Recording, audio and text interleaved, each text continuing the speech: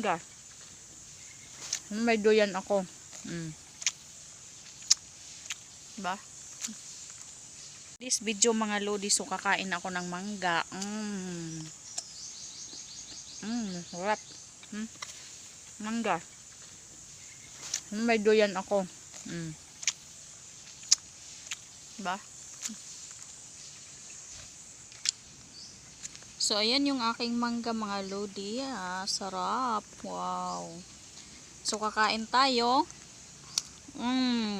Sarap. Habang nagduyan-duyan. So, ayan doon si kuya sa dulo. Ang ganda dito sa puno ng kahoy. Diba? Sarap magduyan-duyan.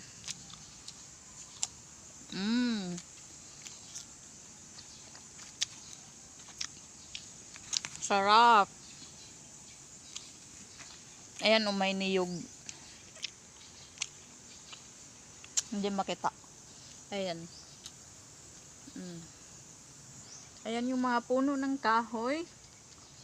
Ayun yung mga garden dyan. So ako naman dito, nagduyan-duyan.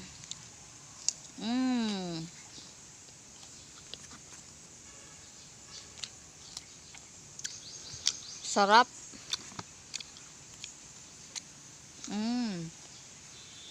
Hindi siya maasim. Kaso walang sili. Masarap sana pag may sili. So, yan yung duyan ko. Ayan. Diba?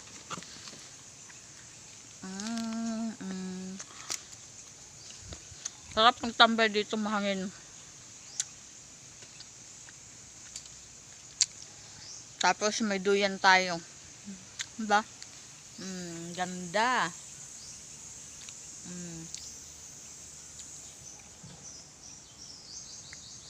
Diba? Ang ganda ng tanawin dito.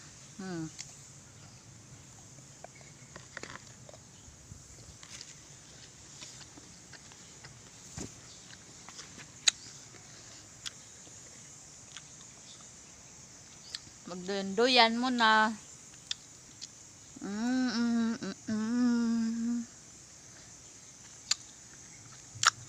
Hindi ko naramdaman ang mainit dito. Kasi nga, maraming puno ng kahoy at mahangin. Tapos may duyan pa ako. Diba? Sarap.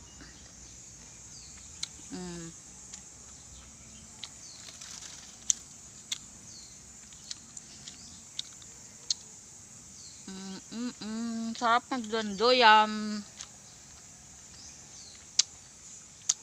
Namimiss ko talaga din sa amin kasi sa amin, sa Surigao, yung duyan namin, tinatali namin sa puno ng marang. So pag mga ganitong oras, tanghali,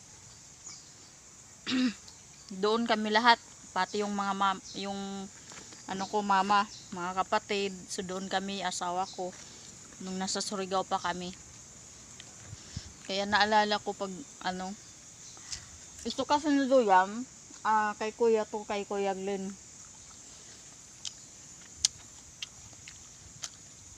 Nakihiram lang ako. Sarap. Diba?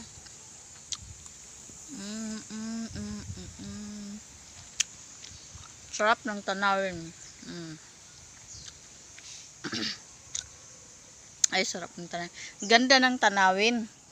At masarap magduyan-duyan. Diba? Duyan-duyan.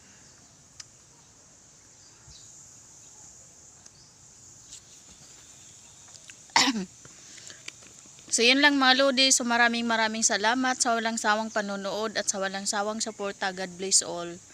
Bye.